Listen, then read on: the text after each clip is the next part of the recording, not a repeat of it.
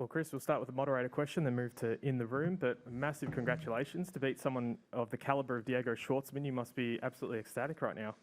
Yeah, it's biggest win of my career, and to do it at the Australian Open second round is an unbelievable feeling. We'll go to in the room. Thanks, Craig.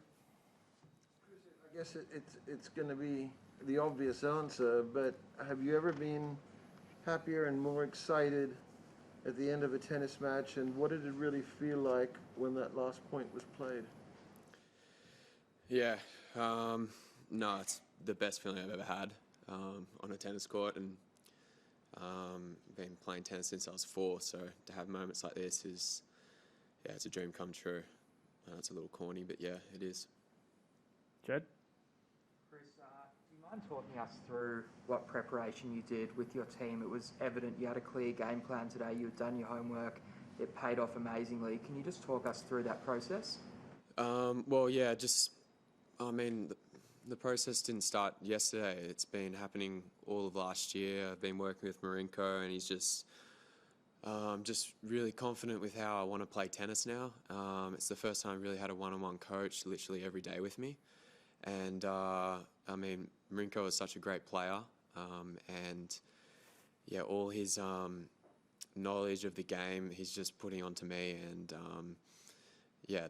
like I said, the preparation started a year ago when I started working with him. Mark?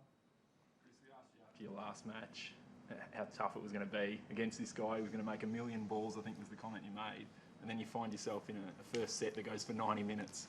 Yeah. Tell us about that set and the tense moments and the pressure you had to go through and survive to get that lead. Yeah, I knew how crucial that first set was. It was really warming up out there, so it was really a battle back and forth, and it was crucial to get that first set, especially in the heat. It was just getting hotter and hotter. I just hung tough, really tried to use the crowd's energy, which I haven't done that really in the past. I get a little, last year, I didn't really take in my surroundings all that much on that court, but this time when I walked out in court, I really took it in and, got to know the court. And I think that helped me get that first set. Darren? Well done, mate. You could probably see the finish line at 4-2 in the third. Can you take us through your mindset, obviously, when he broke back, got things on serve, and how you were able to regroup? I think you broke him to love in the very next game, but I guess just that process of you could see it, then he'd sort of levelled it back up, and then you obviously went again. Yeah, that's the thing with getting the early break. You've got a lot of time to think about holding for the next few games to finish off the match. And the balls were starting to get really chewed up, so I knew it was going to be tougher to hold serve, but also tougher for him to hold serve as well, easier for me to return. So I was just confident, even though I did get broken at 4-3, that if I played a solid game, I could break him back. And that's what happened, and yeah. When you talk about engaging with the crowd, perhaps for the first time, Chris, you're talking about just being aware of them or almost making them a part of it and, making it a one-sided affair? Both. Last year when I played on that court, I felt like I didn't really look around. I was just in my own little world. But this time I really, just tried to just take it all in and just look around and, just really feed off the crowd energy. And, it's amazing to have crowds. Sorry, everyone. Can we have our masks on, please? Thank you. Craig? There were some good results, a couple of good results middle of the year, but say 13 months ago, when Northern Beaches was in lockdown, could you have imagined being in this situation? No, not at all. Even just after last year, it was just such a long year, being away for so long. And no, I can't. Thanks. Back. Chris, I was just Wondering, tactically, I sort of noticed you were pushing Schwartzman back pretty deep with top spinning backhands. Was that part of your game plan to sort of push him deep? Yeah, he's so good at moving side to side. He makes a lot of balls. But I feel I have most shots. I've got a slice. I can rip it like a clay quarter. I can hit it a bit flatter. So I just mixed everything up, and it seemed to work. Jed? Chris, you looked ahead at who you've got next round.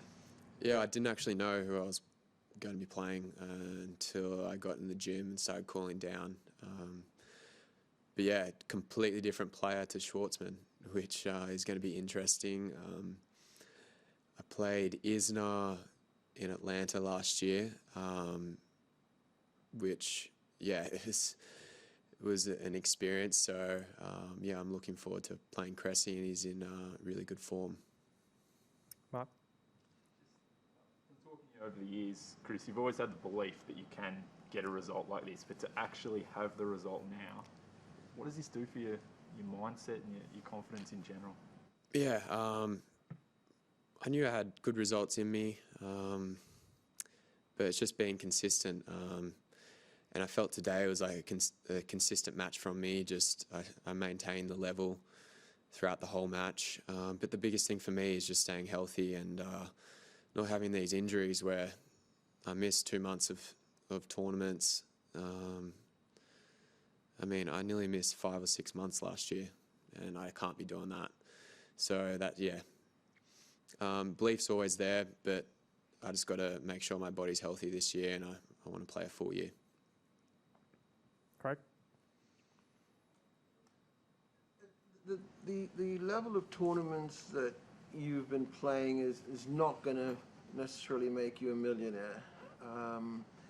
So irrespective of what happens, to pick up, no doubt, the biggest paycheck of your career over here, how important is that going to be for the rest of the year? We're just at the start of the year over here for your career. Yeah, I mean, firstly, I mean, I'm not in the top 100, so I've got a wild card. So, I mean, I'm thankful to Tennis Australia for giving me the opportunity to be in the third round now. If it wasn't for them, then I'd be playing qualifying. And yeah, I mean, that money is just going to go straight back into my tennis. Just keep investing in my coach, Marinko. I've got a physical trainer in Split in Croatia. And yeah, it's just all going to go into my tennis, and I'm just going to I feel like I've got a good team with me now. And yeah. Take a couple more. Jed? You just mentioned you have a physical trainer in Croatia. I remember speaking to you last year. You spent a couple of weeks there. How do you sort of manage that in your season? Do you maybe plan to go straight to Croatia before playing a couple tournaments to work with them, or do they join you on the road now? How does that all work? Well, yeah, my physical trainer in Split, he's still over in Split at the moment. So I did my pre-season with Al Murphy from Tennis Australia. He's based up in Brisbane, but he came down and worked with me, Vukic and Rinky. So he's been great over December. I feel really fit, strong, and yeah, at some point I'm going to tee up with my physical trainer, Stepan. And yeah, just not sure what my schedule is going to be at the moment, but yeah, I'll be teeing up with him really soon. Any more? How do you team up with a physical trainer in Split? Split's not quite a hotbed of for sport, as beautiful as a place that it is. So how did you team up with somebody over there to be your physical trainer? Well, Marinko worked with Stepan when he was playing, and Stepan also worked with Ivan Dodig, and he's still working with Ivan Dodig, but Ivan's just playing doubles at the moment. All right, thanks everyone. That concludes our press conference. Thank you. Sorry, Mark, I forgot to call you yesterday.